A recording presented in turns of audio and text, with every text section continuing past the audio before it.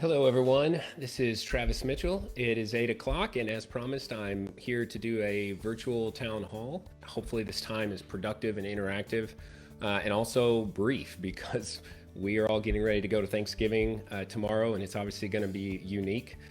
My family and I are actually going camping in the backyard of my in-laws' house.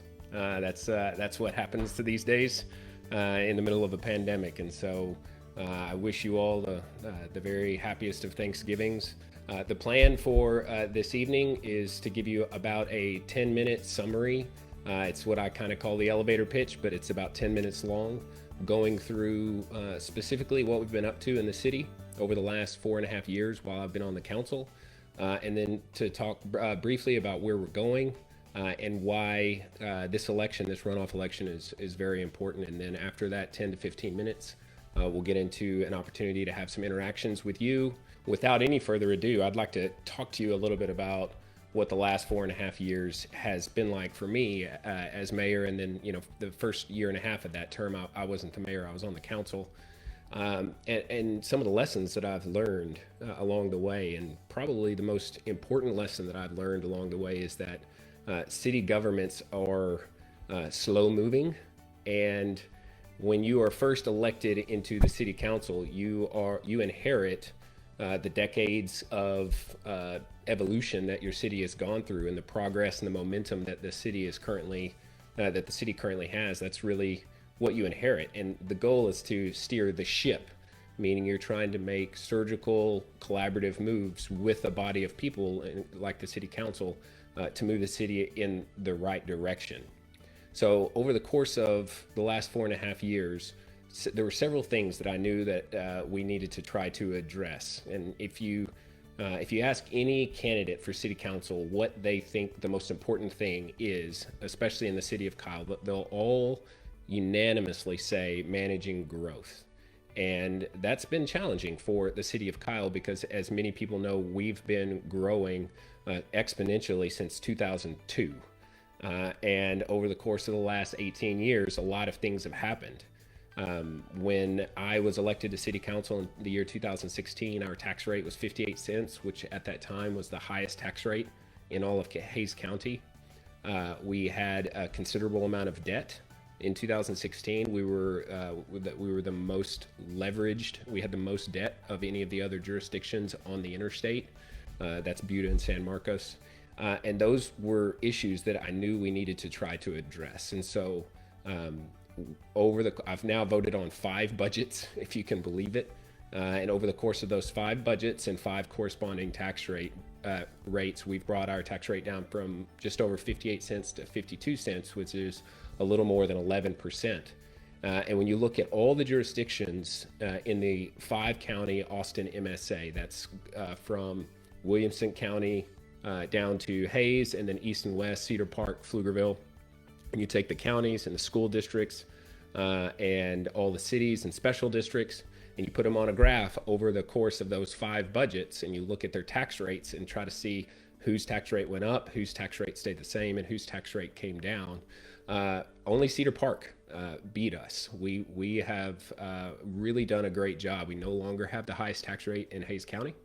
And then we did a lot of work not only to restructure our debt over that course of those 5 budgets, but in particular between 2016 and 2019, we worked very hard to reduce our debt while our city grew. And from 2016 to 2019, the city debt compared to the size of the city was cut in half. So we really did a great job during those years of creating capacity and also opportunity for tax relief, which are things that I know are very important to the community. But it's more than just lowering your taxes and lowering your debt, because if your city is growing like the city of Kyle is growing, and you are focused purely on tax reduction and debt reduction, you're going to miss a lot of problems that need solutions, and you're going to have to sacrifice a lot of things. And so what you do with your resources really, really matters, especially in a town like Kyle.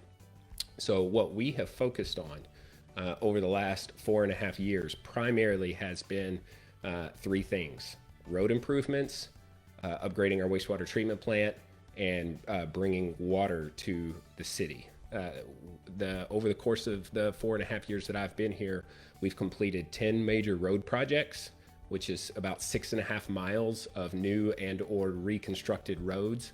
That's Lehman, Philomena, Bunton, Goforth, Marketplace. We've done Kyle Crossing. We've done other sections of roads. And it's made it go from when I was first elected, the overwhelming complaint that we received was road conditions, to now it's kind of come down. And one of my favorite things to do is to take a drive through the city, because you can now drive east, west, north, south throughout our city and stay on new and smooth roads that were reconstructed and maintained at this level really in the last 4.5 years. The other big aspect is the wastewater treatment plant and water, and I really only bring those up because they're not incredibly fun to talk about, but when you flush the toilet, it has to go somewhere, and when you turn on the faucet, you need good, clean water to come out. And the city of Kyle a city like Kyle that's growing, you have to be thinking about water, and you have to be thinking about wastewater, and you've got to be thinking 10, 15, and 20 years into the future.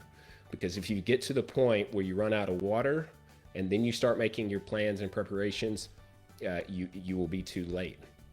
As evidenced by 2002, when the city of Kyle actually went into a growth moratorium, and because they were over pumping the groundwater permits that they had, and paying many fines along the way, to the point where eventually the city of Kyle had to stop all development projects in the middle of construction, in particular residential development, just completely stopped. And that may sound good, but practically it's viewed in the industry as kind of a death nail to a city. We did go into that moratorium at that time, but we used the time very wisely to build up capacity in our permitting process for acquiring water. And then we also founded the HCPUA, Hayes Caldwell Public Utility Authority, which is now the Alliance Regional Water Authority, to bring in 50 years worth of water. And that project is underway, under construction, and will come online in 2023. So we went from having water be kind of a crisis situation to right now water and water supply is one of the things that we are very much ahead of the curve in terms of preparing for growth. So those three things were very important: water, wastewater, road improvements, tax relief, debt reduction. Those are the things that we focused on over the last 4.5 years and are delivering to the city of Kyle. But now the question is, well, what do we do moving forward? And that's really what the last year has been all about. The city council in particular has taken a very proactive role in trying to build out our parks infrastructure. Because the city of Kyle currently has 3 primary parks: Greg Clark Park, Steeplechase Park, and Lake Kyle. And if you take the value of those 3 parks and the size and you put it all together, it's about $4 million in total construction, total investment into the city of Kyle's park system. Well, that was probably okay back when we were about 15 to 20,000 people. That's a pretty good proportion. But now that we're 52,000 and growing, it's very clear and has become very abundant to the council and to many people in the community that we don't have a lot of park infrastructure, especially when you compare our city to most of the other major suburban towns in the Austin MSA. And so we've been working, behind the scenes and also at council meetings and in public to try to come up with ways to finance and fund park improvements and park upgrades, because that's really the next step towards building out a more live, work, play type city. You got to have that play in there, so we put forward Proposition B to the residents. The residents passed it, and now we actually do have resources put together to start investing in our parks system and our parks infrastructure. And so if you want to know what will I be working on if I am to win on December 8th and get the opportunity to work for the city for a second term, I can tell you that one of the things that I will be working on, that the rest of the council will be working on, regardless of the outcome of this election, is going to be putting plans in place to engage the public and make sure that we build the absolute best parks that we can with the resources that we were given through Proposition B. So one of those parks is a new trail system in East Kyle. I should say an upgrade to our current trail system. And that is going to be fantastic. Another park improvement will be a skate park and just general upgrades at Greg Clark Park. Because if you've been out to Greg Clark Park, you'll know that the tennis courts, the basketball courts, they all need to be resurfaced. They need to be improved. And a skate park, if you have any teenage kids, if the teenager doesn't like to skate, they would know people who like to skate. And it's just an amenity that's really great for building community with our young kids, and also keeping them out of trouble and helping them to get exercise. And so I'm very excited about the skate park that we're going to be designing and working with the community to build in Greg Clark Park. The other big park improvement that Proposition B allowed for us to put forward is a regional sports complex and festival grounds. And there are resources allocated to that in the Proposition B. The important thing, I think, for folks to understand about the regional sports complex is that while we now have the land available to build it on, which would be donated, and the resources to build it, it doesn't mean that we need to jump out and just immediately start. Because it's going to take some time to really engage the community and figure out exactly what the best way to put those dollars to use would be. And that's something that I would love to work on as well. We've seen a pretty good transition. I have absolutely enjoyed my time as mayor over the last 3 years and on the council for the year and a half before that, because it's hard to explain what this job is like.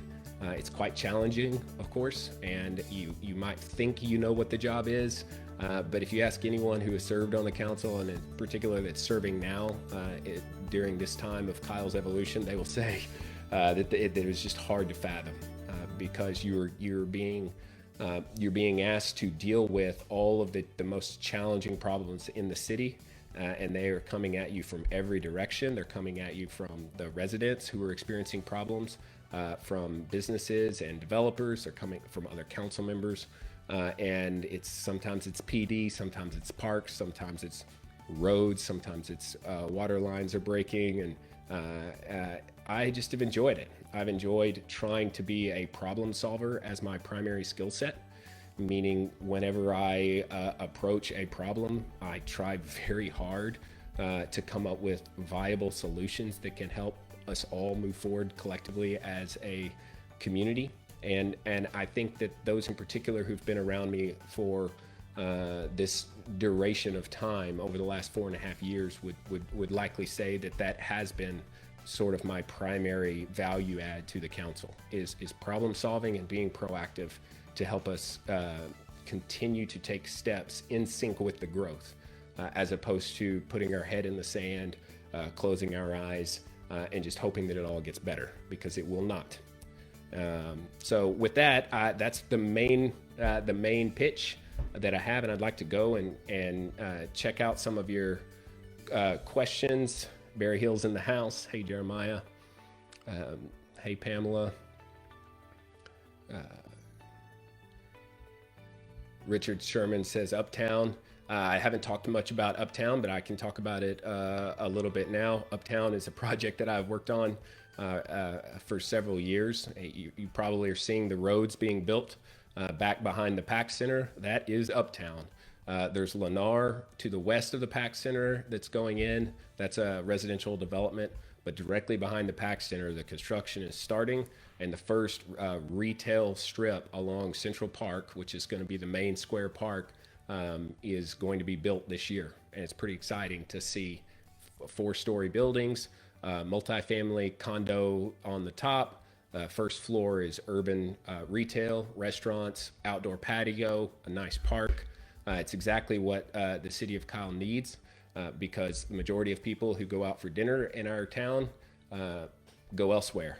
And we need to change that. If we're going to be the kind of town that can take a whole lot of pride in the community that we built, We need to make sure that we are allowing development to happen in such a way that we can finally get to a point where we have a place where there's 20 or 30 restaurants. And that's been my goal. People say, when's Olive Garden coming? When's Olive Garden coming? And I say, generally, I don't really care about Olive Garden. I care about 30 restaurants. That's always been my goal. And we are on that path to attracting significant commercial and retail and boutique retail and restaurant development in the city of Kyle with Uptown. Vanessa says she appreciates the city pushing towards improvements in the park system. Thank you, Vanessa. Richard says it's not, parks don't bring money to the community. And Richard, I would say, I think you're right, but I also think that parks play a role in bringing investment into the community. And I've toured Sugarland, and a lot of the Dallas suburban towns like Plano and Frisco, and talked to their councils, talked to their city managers about how their best projects were birthed. And every single one of them always said it starts with a centerpiece. And sometimes the centerpiece is you build some massive structure like a new city hall. So Sugarland did that. But if you go and you talk to them, what they will say is they kind of wish that they had put more money into the immediate park infrastructure, because if you've got great parks surrounded by commercial development, they feed off of each other and it allows for everyone to prosper, and that brings the investment into the city. Cindy says, what's the plan for branding the city? San Marcos has a river in Texas State. New Braunfels has River Schlitterbahn. Thriving German culture. We go down there every year. Austin and San Antonio have identities. Kyle does not have a draw. What is your vision? That's a fantastic question, because I could go on. I've had this conversation with so many folks. Not only does San Marcos have the river in Texas State, Buda is the outdoor capital of the world. They've got a fantastic downtown. Georgetown has their own draw and identity. Round Rock has significant draws and identities. Most of the town, Wimberley, Dripping Springs, Driftwood, every town has a core identity, and the city of Kyle has struggled through the years. And if you go back and look through old newspapers, which I've read and skimmed through most of the Hays Free Press newspapers really for the last 20 years, what you'll find is that Kyle struggling with an identity is not a new thing. It's just very challenging, because Kyle was birthed from a very small town on the interstate and grew so fast without having a main river or amenity. I'll say this: when I first got here, I thought, is I-35 like a river? Is it, because it's the thing that brings commerce to our city? It's what brings the people. I-35, it's like our river. I don't think that anymore. I don't think of I-35 as our primary asset to bring investment and energy to our city. I think of 1626 and 150 East as being primary thoroughfares. If you've ever looked at the way the city of Kyle is laid out, you might think I-35 runs north and south in the city of Kyle, but it doesn't. It starts at sort of the south center, moves up about halfway, and then turns northeast. And where it starts to make that turn is where the city put all of its resources, creating 1626. And that project started in 2002. Kohler's Crossing was built out from 2004 to 2006. We invested in our PAC Center up there at that main intersection, but if you think about now, the city built 1626 all the way to the northern section. We did that primarily with city dollars, but also through partnerships with the county and in particular with TxDOT. But from the northern portion of our city on 1626 all the way north, it went back to the old 1626, and there was no access to Austin. And so it seemed for probably a decade like 1626 was kind of an experimental failure. But what 1626 did was it set the development patterns in place such that when 1626 through Buda and the rest of Hays County was completed, and the 45 extension was completed, which now they both are, all of a sudden, that roadway is extremely valuable, and it's valuable in a different way than I-35 is because of the types of people that are making that commute and that are coming into town. There's a lot of potential in the development of 1626 because the majority of it is still open and available. What we don't need to do is cram residences everywhere, and we could. we need employment centers, we need vertical mixed use, we need amenities, we need that area as it develops over the next 10 to 20 years to develop to highest and best use, which is what's going to allow for us to not only prosper, but to become the most prosperous city in Hays County, which is my goal and has been my goal. Mark Trehan says, how can Kyle become a center for medium-sized companies rather than becoming a logistics center? It's a great question. One answer right away is, what are the sizes of these facilities? So our big jump into industrial space really happened with the Majestic property, and that is where Amazon and Lowe's came. But that's not the only thing that we are pursuing. Majestic is a worldwide company, and they almost exclusively deal in Fortune 500 companies and logistics centers. They're very, very good at what they do, and they were able to deliver on all the promises that they made to us through our agreements, and actually they exceeded all those promises. That's good. But if you have a 200,000 square foot speculative building, maybe a thriving small business with 20 employees or medium business with 30 or 40 employees just can't take that space down. And so one of the things that we are trying to do is get smaller parcels of land, or smaller projects, so that it's not a 200,000 square foot spec building, but rather it's more like 30, 50, 75,000 square feet on the high end. Really well landscaped. Buta's got some really good examples of how to do that well, because then you get microbrewery. It's not just distribution and logistics. Even though it's industrial office space, you've got, like I said, microbreweries. You've got small companies, tech companies going into those kind of spaces. You can provide, it can be fantastic. So smaller there, but also you have to think about, all right, well, where do we want to put our industrial? Where do we want to put our office? Where do we want to put our corporate campuses? We have spaces designated for that. Where's our flex? Where's our R&D? Where's our vertical mixed use? All of those parcels are laid out in the development patterns of the city in the major undeveloped areas, which is 1626 North. And I'm excited to hold out and make sure that as those projects are coming forward, that we're making sure that we get the best ones. Jessica, would you ever defund or cut funding to the police or anyone else in law enforcement? No, I would not. And I've gone on record saying that from the beginning. I do not think that the mentality of defunding the police makes any sense. I think it's counterproductive. I certainly think there's dialogue that needs to happen with the police continually to make sure that our police department is synced up with our community and that we are moving forward in the right direction.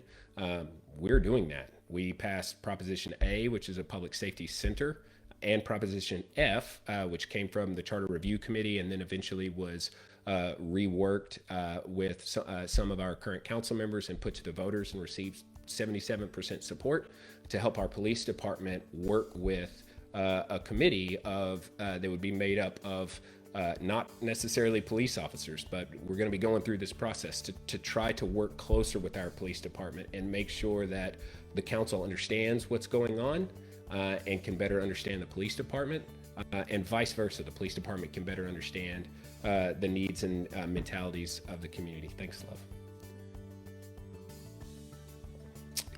So the answer is no. Our meet and confer agreement was recently voted on and then voted on again as much as a month ago. The meet and confer agreement allocates 7% raises to sworn officers. So last year our officers received a 7% raise. This year our officers received a 7% raise. And next year our officers will receive a 7% raise. And then after all of those step ups, we will still be just below where other jurisdictions are. It's hard to recruit the best officers, but what we have done, we have some of the very best officers, number one, but what we have done is we've tried to say, let's be comprehensive with policing. One of the ways you get great officers is you don't tell them that they're going to have to office out of a bank vault. That's what they are currently doing. They're officing out of cubicles in an old bank building and they're stepping over each other. So we're about to build a new public safety center that's going to allow for recruitment and retention of officers to be ratcheted up And that's very, very important, because if you want great policing, you need great officers. And if you want great officers, you need to pay them, and you need to put them in good digs, as we say. You need to put them in a good facility, and we're doing that. Zuru says, "Is there any plan for us to have public transit of any kind?" We just set this up. You may have seen in newsletters or in pamphlets the Uber Kyle 314 program. It's different. It's not Cap Metro. It's not a bus service that you call in, that's what we've tried in the past, and it's proven to be extremely inefficient and expensive per rider. There was a point in time 5 years ago when we were paying over $100 per rider for transit in our city, and now if you want to get a ride around town, you can do it any time of the day, 24 hours a day, 7 days a week. And it costs $3.14. You go to cityofkyle.com's website and you can find the Uber 314 program. There's an app. The City of Kyle has our own app that we've been investing in. You can download vouchers, and if you need a ride to the store, to the doctor's office or back, it's $3.14. The City of Kyle picks up the rest of the tab, and it is so much cheaper for us to do it this way, and delivers so much better results for our community. So we just started it. This is our first fiscal year to be doing that transit system. It's been very successful so far, and I can't wait to get our first big report back from the Mayor Pro Tem Coach, who put this program together, as well as our Chief of Staff, Jerry Hendricks. Jeremiah says, "Besides new roads for new subdivisions and fixing existing roads, are there plans for new roads to ease traffic getting around Kyle? The traffic can get crazy, especially by Kyle Marketplace, just because of everything that's over there." That's a fact. It certainly can. And new roads and Kyle Marketplace go hand in hand. So Marketplace Avenue is a very important connecting road. For the first time now, if you're on 1626 at HEB and you want to get to downtown, you don't have to go on I-35. Maybe there's an accident or something like that. I've already had it happen to me multiple times. Instead of going to I-35 and getting caught up in that traffic, you can shoot straight down a brand new, beautiful road with sidewalks and lighting straight to Burleson. And from Burleson, we've added a brand new road to the interstate. If you know what the old Burleson and I-35 looked like, it was the most dangerous intersection in our city, maybe in the county. We've now taken that off. We've added a new exit there with a brand new road by the flea market and a decel lane, which is extremely important for protecting safety of commuters at that area. And then obviously Burleson going straight into downtown is now a new road as well. So yes, we need new roads. We need to continue to invest and expand. Marketplace Avenue North to Kohlers is a road that's being built out. There's still a section of it. So if you think of Marketplace, think of an invisible line all the way to RSI and where the new police station is going to be built. If you go right over there on Kohlers and see it, you can see there's a stub out of a road that looks like it's pointed towards HEB, but it doesn't get there. It's on its way, and we still have more agreements to put in place. Right now, it's being built by private developers. They are paying 100% of the costs of expanding Marketplace closer to HEB. And the question for the council will be over the next year or two, do we want to go ahead and pay to finish that road so that we can expedite it, and then we can collect from the developers on the back end when they actually build out behind HEB? Or do we want to just wait? And I don't have an answer for you, but that's an important road for public safety, and it's also an important road for commuting. So that'll be a fun conversation to have. Pamela says, "I think that Kyle needs a community public relations person that receives community input on upcoming projects and puts out what the city has decided to do. Seems like projects are being planned without community input." That's a great feedback. So the communications department for the city of Kyle has been a department of one for years. A department of one, and they have to handle all the communications of the city. So you can imagine it's very difficult to be proactive because you're just trying to not drown. The city council over the last 2 years has gone from 1 to 4. So now we have a communications director, a communications specialist, an audio video person, and a graphic design person. And that is a team of 4. It's a lot. If you've noticed, if you've paid attention over the last year, our communications has increased pretty substantially, and there's more work to be done. One of the things the communications department just came out with is cityofkyle.com/projects. It is a database of all the ongoing projects, that's road construction and others, that's easily consumable by our community. And so I would encourage you, if you're trying to think through what's going on in the city of Kyle right now, cityofkyle.com/projects. I hope I gave that URL correctly. I'm pretty sure that's what it is. We just retooled that so you can get a lot more information about all the various projects going on. But you're always correct when you say we always need to be doing more. And it's challenging, especially in a pandemic, to get public input as you're trying to move forward. And so this is one of the methods of doing that, but there are certainly many. So thank you for that. Jeremiah says, also would like to see more small businesses and local restaurants, not more chains. Agreed.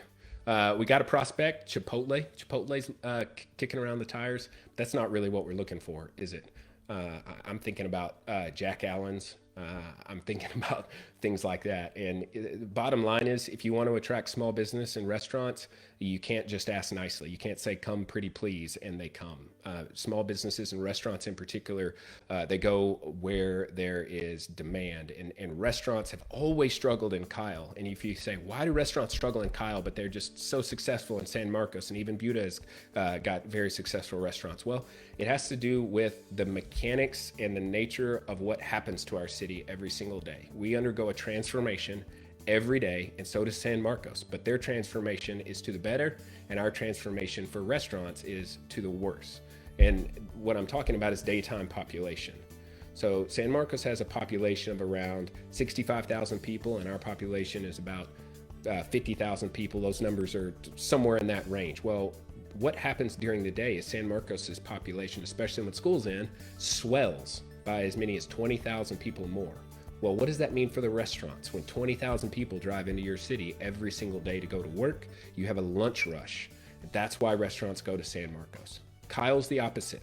We are dual income and we are commuters. More than 80% of our workforce commutes out of town every single day, or at least has. I don't know what the new pandemic numbers is, but it's an opportunity for us. But when the population leaves and goes out of work, it puts downward pressure on a lunch rush and makes restaurants less likely to want to invest, because they want to make money for breakfast, lunch, and dinner, or at least lunch and dinner, not just dinner. So it's coming, though. It's coming. What we need is employment centers, and we need great infrastructure where people might want to drive into town just to come to dinner or just to come to lunch. And that's what we're doing. All right, Heather says, couple of questions. Not chains. Okay, we just talked about that. What's the strategy? Strategy for all investment from the city standpoint is to build the right infrastructure. We don't target specific businesses. We try to create really great infrastructure, places where businesses want to come, and then we want them to compete against each other to get there. That's when you're winning. That's when you're doing well, is when those businesses are tripping over each other to get to your city. We're seeing more of that than we ever have, but we have more to go. High density housing, what's the strategy there? Overcrowding schools, services, and roads? Absolutely. And so here's the thing about density in schools. What kind of businesses are the best for the school system, the school district in particular? That's a question I've been asking myself for a very long time. What's best for the school district? Because that's the number one place where our property taxes go, and that's where I send my kids, and most of you send your kids as well. Well, what you want to attract is businesses that invest heavily, or you want the development to be substantial, and not a lot of children, because with children come services. So they may pay in taxes, and then you have to give out in services. So most people who have kids in school, I have three kids in public school, and I live in a single family house. The amount of property taxes that we pay here is not equal to the amount of services that we receive. So the more homes like me with 3 kids going to public school, the pressure on taxes goes up. But when Majestic comes to town with their new Amazon distribution center, they pay school taxes as well, more than anyone, and they don't send anyone to school, at least not directly. It's indirect, of course. It creates jobs and folks come to town and work. That's how you put downward pressure on taxes from the school district in particular. From the city, we're thinking about, well, we have to police, we have to build roads, we have to connect water and sewer, and all of that costs money. We have to have all these different things. And so that's how we calculate our return on investment. School districts are very different. And I can tell you this, the most rewarding and challenging job is not mayor. It's to be on that school board. Can you imagine what they've had to go through over this year? And then there was a number 3 is the goal to make Kyle an urban town, not a community any longer. I definitely wouldn't put those words in opposites. There are urban elements of suburban development patterns that are good, but not totally. We're not building skyscrapers here and things like that. It wouldn't even be appropriate. So some of it is horizontal mixed use. Some of it is density control, but it's still better for a city if you're going to build. Would you rather build 5 houses down a street, or would you rather build one house 5 stories high? From the city and from taxation standpoint, one building 5 stories high, that's less water lines, less sewer lines, less roads that you have to put in. So there is an argument to be made for density, but the question is, where do you put the density? Density needs to happen at urban cores, which is around power centers. It's at major intersections. It's along I-35. That's where your density needs to be. The further away from those regional nodes and urban core that you get, the less density you need to have, which is why, for example, the city council has voted against nearly every development that's been proposed down Windy Hill, Bunton, BB, 150, all the east developments. And developers very, very, very much want to build out there because they have flat ground and they can just put in all the density that they want. But that's not necessarily in our community's best interest. And so that's why we have consistently resisted those projects. Matthew says, hey, how will downtown Center Street look like in 5 to 10 years? So great question. Downtown and Center Street are getting ready to transform in the next 12 months. In 2006 is when we made our initial investment into downtown. We did all of our streetscapes. So that's all the angled parking and the protruded medians and wide pedestrian sidewalks, all the good things you see right there. That happened in 2006, and City Hall happened in 2006. And City Hall was good. We also built the fire department, and then eventually we put the library, which is not really downtown. It's kind of in the downtown area. All of those projects happened, but really since then we have not done a whole lot. So one of the things we've done recently, since I've been on council, is Burleson upgrades. So now we have the streetscapes not only along Center Street, but along Burleson as well. The second thing we did was we acquired 104 South Burleson, which is directly across from the Krug Activity Center, which is old City Hall on the square. So across from Burleson, if you're standing on the square and you look across from Burleson, there's an old house, Pete and Penny Krug. Pete was a former mayor. And their home there. When Mr. Krug passed away, Penny sold that to the city of Kyle, and we named very mutual and amicable. But one of the things that we are focused on with that particular parcel is taking the old house down and building a 3-story building right there, which we are on the agenda on Tuesday. Coming up is when we're looking to award the contract, which doesn't specifically say exactly what that's going to look like. It's going to be a process. We're going to set up some public forums for engagement, but we now have the funding and the contract ready to start in earnest the project of building a small 3-story building right there. So 2,500 square foot floor plate. So it's 7,500 square feet total, which is very small. The first floor will be a restaurant, the second floor will be office space, and the third floor will be a really small boutique events center. So that is coming, and it's going to be under construction, should be at least next year. And then the other thing we're doing for downtown is we're redoing the landscaping on the square. And I was trying to figure out on Facebook how to Facebook Live how to share my screen, which normally I've been able to do, but I can't seem to get it working. I would love to show you the images of the new landscaping, the promenade, everything that we are doing for the square. That project or that contract was actually awarded a few months ago, and we'll be in construction on that as well. So our square is about to transform, and it's very exciting. Richard, the traffic in Kensington Trails. Yeah. So here's what I would say. So obviously, if you live down Windy Hill, you're probably not too happy with the city right now. And if you live down Bunton, you're probably not too happy with the city right now, because both of those roads had to be closed for a period of time in order to complete road construction projects. When folks call me, and there have been a lot who've emailed, texted, and called, they've been reaching out. We've been engaging community members, not just me, but other members of council, and discussing it with staff. What can we do? One thing, it's not very comforting, but I explain to folks that when it comes to road construction, that I've been dealing with this for 4.5 years, because we're setting records for road construction. We are constructing roads, and we're committed to it. We're committing to going through the pains that are necessary in order to get the result. Because if you think about Burleson was closed for a very long time, and the folks in Silverado and Spring Branch and other subdivisions suffered because of that. Philomena, which was formerly Goforth, was closed for a while, and there were businesses back there.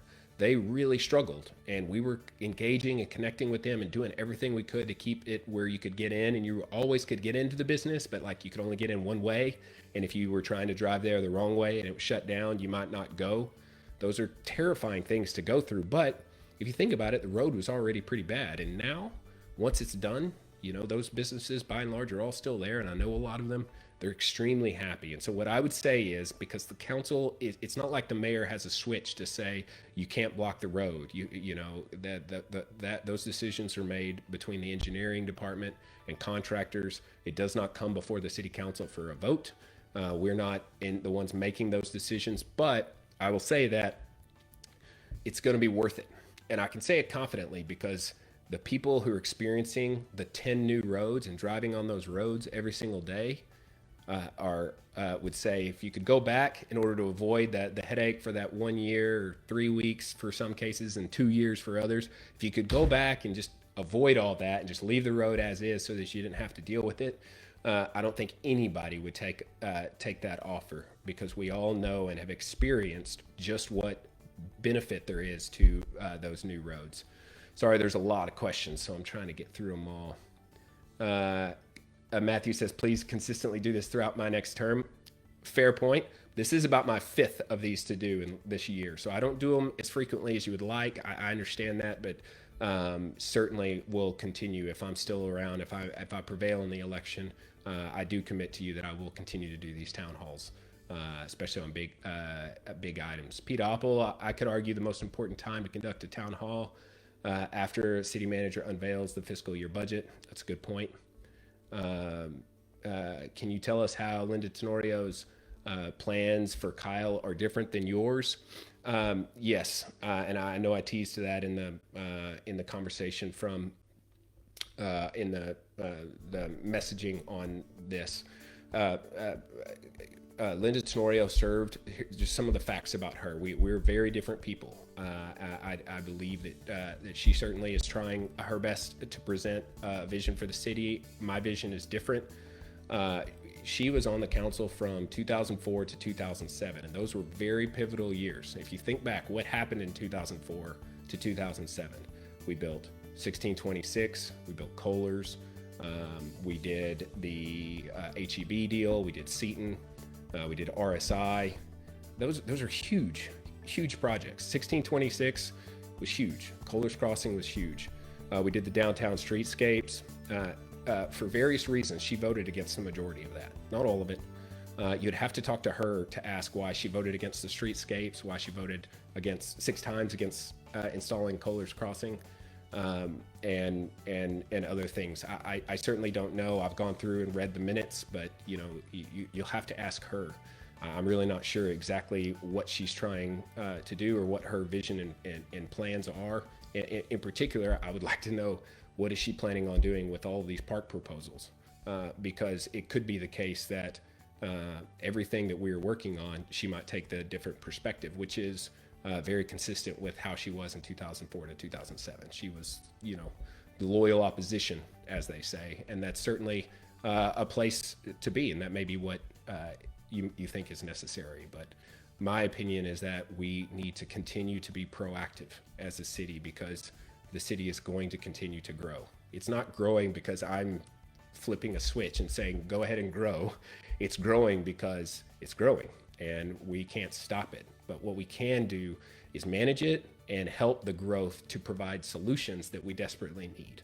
The growth can provide solutions. We just need to make sure that we're being proactive. So, all right, I think that's about all the questions. I've been on for nearly an hour. Thank you all very much. Early voting starts on Saturday. And this is going to be one of the closest elections in terms of total amount of time you have to go vote. It's narrow. You do not have, because technically early voting starts tomorrow, but it's been noted it actually doesn't start until Saturday because tomorrow is Thanksgiving. So we're missing days there. We have 2 weekends. So Saturday from 10 to 2. You can vote in downtown at City Hall. You can vote at Precinct 2. You can vote at the fire station on Bunton Lane. That early voting will go periodically, and in particular the next week, the week after Thanksgiving, throughout the day. You can vote at any of those locations, and then the election is on December 8th. Very, very, very thankful for all of you participating in this town hall, giving me your feedback. Having these conversations, it certainly helps. I'm amazed at the amount of folks that are here listening to me talk and having that conversation. So thank you all. Thank you for your support. Thank you for having this conversation. I look forward to continuing to serve the city of Kyle after December 8th. So thank you. Y'all have a good night. Enjoy your Thanksgiving. Don't eat too much.